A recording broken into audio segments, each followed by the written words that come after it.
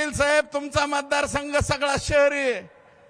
माझी विनंती आहे, बघा शहराच्या सुद्धा सगळ्या प्रॉपर्टी रजिस्टरवर विमा भरलाय का नाही बघा.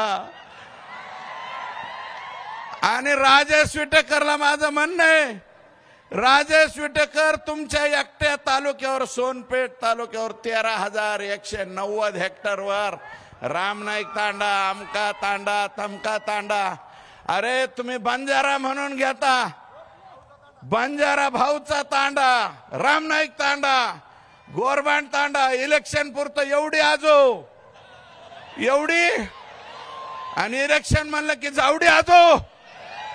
हे आमचे बंजारे ऊस तोडायला बाहेर जातात. त्याचा फायदा घेऊन परळी तालुक्यातल्या लोकांनी सोनपेठ तालुक्यावर 13,190 हेक्टरवर विमा भरला का नाही? आमदार दाखवलं का नाही? मग तुम्ही प्रेस घेऊन सांगितलं का नाही? म्हणजे याचा अर्थ राजेश, तू कुणाच्या तरी दबावाखाली आहेस. अरे रग्गेल वागायचं, रग्गेल, लोळा पांगळ्यासारखं वागायचं नाही.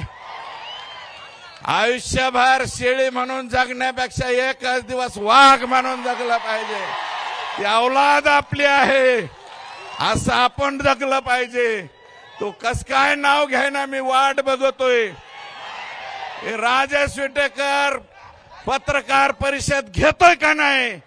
अजून घेतली नाही. तुम्ही घ्या, आणि नसली तर वरपुडकर साहेब तुम्ही तरी घ्या.